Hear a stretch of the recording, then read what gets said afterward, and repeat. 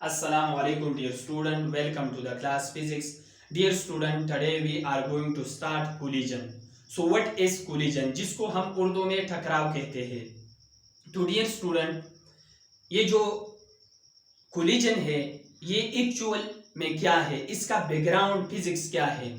अगर दो object motion कर रहा है या दो से ज्यादा ऑब्जेक्ट मोशन कर रहा है और दोनों ने एक दूसरे के साथ इंटरेक्शन किया तो इस इंटरेक्शन को हम क्या कहते हैं, कोलिजन कहते हैं. फॉर एग्जांपल हमारे पास दो ऑब्जेक्ट है, ज्यादा भी हो सकता है और दो भी हो सकता है, लेकिन कोलिजन के लिए कम से कम दो ऑब्जेक्ट का होना जरूरी है. दो ऑब्जेक्ट से कम ऑब्जेक्ट हो, एक ऑब्जेक्ट से कोलिजन नहीं हो सकता. तो ये है हमारे पास मास m1, ये है हमारे पास मास m2, इसका स्पीड है v1 और इसका स्पीड है v2. दोनों एक दूसरे की तरफ आ रहा है. तो लेट सपोज यहां तक आ गया और दोनों ने एक दूसरे के साथ इंटरेक्शन किया, तो इस इंटरेक्शन को हम क्या कहते हैं, कोलिजन कहते हैं. तो डियर स्टूडेंट, ये तो एक दूसरे की तरफ आ रहा है तो दोनों ने कोलिजन किया. लेट सपोज हमारे पास एक ऑब्जेक्ट है m1 और इसका वेलोसिटी है v1, दूसरा हमारे पास m2 है और इसका वेलोसिटी v2 है. दोनों एक ही डायरेक्शन में मोशन कर रहा है तो इसका भी कोलिजन पॉसिबल है. लेकिन कब? लेट सपोज दोनों ऑब्जेक्ट एक ही वेलोसिटी से मोशन कर रहे हैं तो इसका कोलिजन पॉसिबल नहीं है. लेट सपोज इसका स्पीड m2 का स्पीड ग्रेटर है m1 से तो फिर भी इसके कोलिजन पॉसिबल नहीं है. लेट सपोज m1 का जो स्पीड है वो m2 से ज्यादा है तो फिर कोलिजन पॉसिबल हो सकता है. तो कोलिजन में दोनों ऑब्जेक्ट एक दूसरे की तरफ भी आ सकता है, एक ही डायरेक्शन में भी जा सकते हैं. तो इसको हम क्या कहते हैं, कोलिजन कहते हैं. तो डियर स्टूडेंट, कोलिजन में क्या हो सकता है, या तो मोशन का मैग्नीट्यूड चेंज हो सकता है, या तो डायरेक्शन चेंज हो सकता है, या दोनों चेंज हो सकता है. लेट सपोज ये दोनों ऑब्जेक्ट हाई स्पीड से एक दूसरे की तरफ आ रहे थे तो जब उसने कोलिजन किया तो कोलिजन के दरमियान ये तो या रेस्ट में आ गया या मोशन शुरू किया, लेकिन स्लो स्पीड से हो गया. तो क्या था, कोलिजन में क्या हुआ था, डायरेक्शन ऑफ मोशन चेंज हुआ था या direction of magnitude of motion change हुआ था, या दोनों. लेकिन ये दोनों हो सकता है, एक भी हो सकता है, दूसरा भी हो सकता है और दोनों इकट्ठे भी हो सकता है.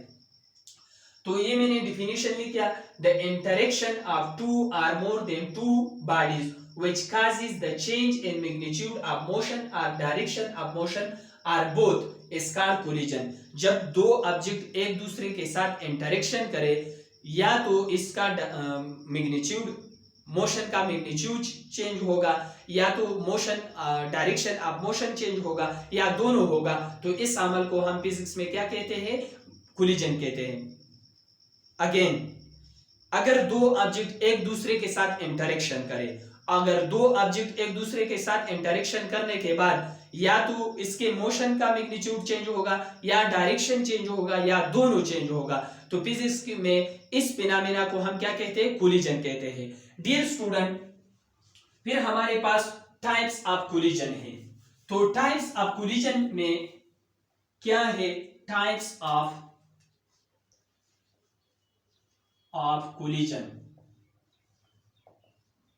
तो टाइप्स ऑफ कोलिजन में मेन टू टाइप्स है, इलास्टिक कोलिजन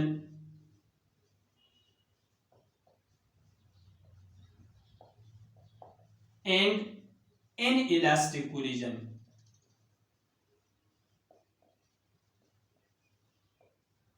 डियर स्टूडेंट, दुनिया का कोई भी कोलिजन हो, चाहे वो इलास्टिक हो, चाहे वो इनइलास्टिक हो, चाहे इन दोनों के दरमियान हो, मीन परफेक्ट इलास्टिक भी न हो और परफेक्ट इनइलास्टिक भी न हो, दुनिया का कोई भी कोलिजन हो, चाहे दो व्हीकल के दरमियान हो, चाहे दो मॉलिक्यूल्स के दरमियान हो, चाहे दो बैट और बॉल के दरमियान हो, चाहे दो मड बॉल के दरमियान हो, मोमेंटम हमेशा कांस्टेंट रहेगा. दुनिया का कोई भी किसी भी तरह की किसी भी किस्म का कोलिजन हो, मोमेंटम हमेशा कांस्टेंट रहेगा और काइनेटिक एनर्जी कांस्टेंट और में कांस्टेंट. तो हमारे पास क्या है, पहला मैं डिस्कस करना चाहता हूं elastic collision. Elastic collision. So dear student, what is elastic collision? The type of collision in which momentum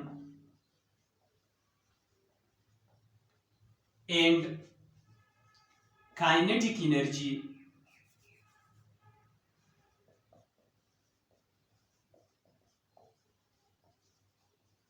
remain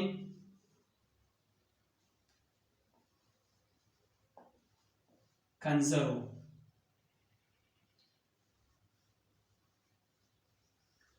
ये जो इलास्टिक कोलिजन है, ये कोलिजन के कौन से टाइप है जिसमें मोमेंटम और काइनेटिक एनर्जी दोनों कंजर्व हो। वपोर कोलिजन जो मोमेंटम है वो आफ्टर कोलिजन के बराबर है, और वपोर सिस्टम का जो काइनेटिक एनर्जी है वो आफ्टर क्या है, आफ्टर कोलिजन के बराबर है। लेकिन कीप इन माइंड, अगर दो ऑब्जेक्ट एक दूसरे के साथ इंटरेक्शन कर रहा है, दो ऑब्जेक्ट एक दूसरे के साथ इंटरेक्शन कर रहा है, तो इसका जो क्या है, उसका जो मोमेंटम है वो हर लम्हा इनिशियल मोमेंटम के बराबर हो सकता है, होता है। लेकिन ये जो काइनेटिक एनर्जी है ये सिर्फ initial kinetic energy final kinetic energy के बराबर हो, दरमियान में कम और ज्यादा हो सकता है, लेकिन इनिशियल और फाइनल काइनेटिक एनर्जी दोनों बराबर होता है। तो डियर स्टूडेंट, इसका मतलब यह है momentum before collision is equal to momentum after collision। ये एक कंडीशन है इलास्टिक कोलिजन के लिए। इलास्टिक कोलिजन के लिए नहीं, हर किस्म कोलिजन के लिए, दुनिया का किसी भी कोलिजन हो, कोई भी कोलिजन हो, तो इसका फाइनल और इनिशियल मोमेंटम क्या हो, मोमेंटम बिफोर कोलिजन और मोमेंटम आफ्टर कोलिजन सेम होना चाहिए। दूसरा जो है kinetic energy before collision is equal to kinetic energy after collision. क्या है, आफ्टर कोलिजन। तो इस तरह हम लिख सकते हैं कि kinetic energy I is equal to kinetic energy F, momentum initial is equal to momentum final. तो ये है काइनेटिक एनर्जी का कंडीशन, सॉरी इलास्टिक कोलिजन का कंडीशन।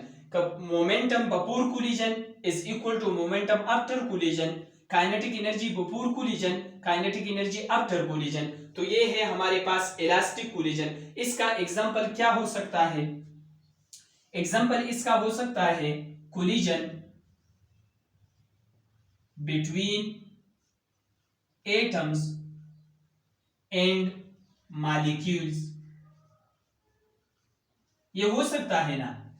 तो ये है हमारे पास क्या है कोलिजन का, इलास्टिक कोलिजन का डिफिनेशन, एग्जांपल। डियर स्टूडेंट, दूसरा एक ही पॉइंट है, एक ही पॉइंट, ये जो इलास्टिक कोलिजन है ना, तो कोलिजन के दरमियान नो परमानेंट चेंज आकर, जो कोलाइडिंग ऑब्जेक्ट है, जो दो ऑब्जेक्ट जो इंटरेक्शन कर रहा है, तो इसको हम क्या कहते हैं, कोलाइडिंग ऑब्जेक्ट कहते हैं।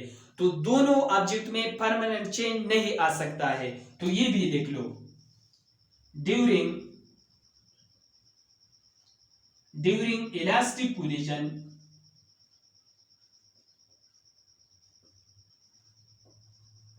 नो परमानेंट चेंज आकर। ये जो इलास्टिक कोलिजन है इसमें परमानेंट चेंज नहीं आ सकते, तो इस किस्म की कोलिजन को हम क्या कहते हैं, इलास्टिक कोलिजन कहते हैं। आइए देखें इन इलास्टिक कोलिजन, क्या इन इलास्टिक कोलिजन। तो इन इलास्टिक कोलिजन क्या है, मैंने पहले आप लोगों को बताया था, जो मोमेंटम है वो हर किस्म कोलिजन के लिए क्या है, कंजर्व है। तो इन इलास्टिक कोलिजन में क्या है, final energy not equal to initial kinetic energy not equal to final kinetic energy. So in elastic collision ये है. So the type of collision in which final momentum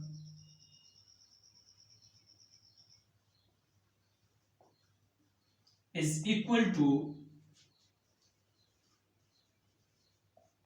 initial momentum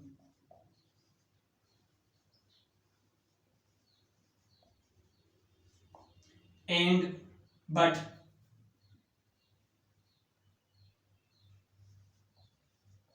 final kinetic energy is not equal to initial kinetic energy is called inelastic collision. Dear student, क्या है inelastic collision? क्या है?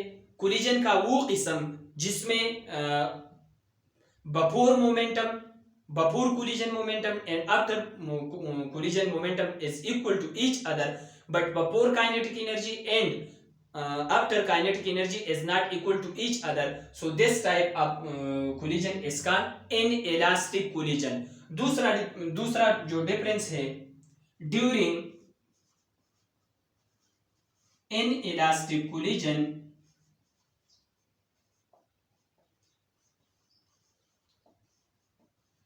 permanent change occur. और ये जो क्या है, ये जो इनइलास्टिक कोलिजन है इसमें परमानेंट चेंज होगा, तो इसको हम क्या कहते हैं? इनइलास्टिक कोलिजन कहते हैं. इनइलास्टिक कोलिजन में क्या है? बफोर मोमेंटम, बफोर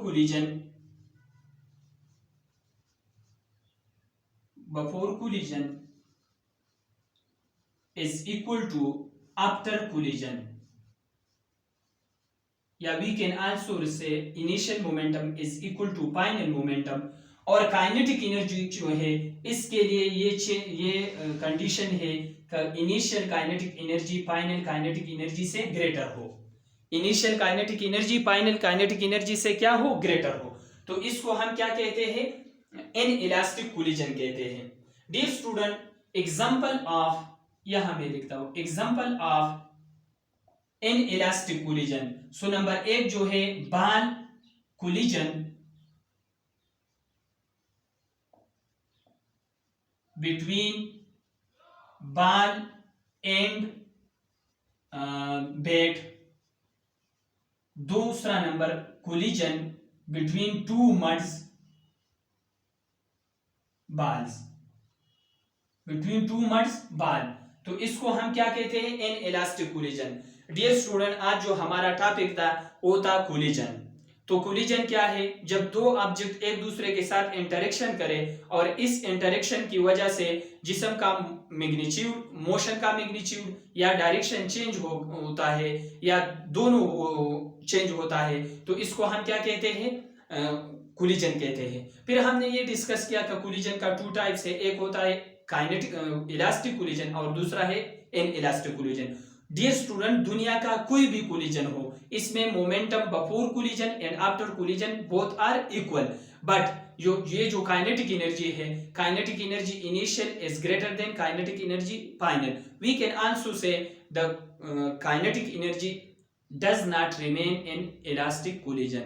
सो आई थिंक ये लेक्चर आप लोगों के समझ में आ गया होगा. Do study. Wish you best of luck.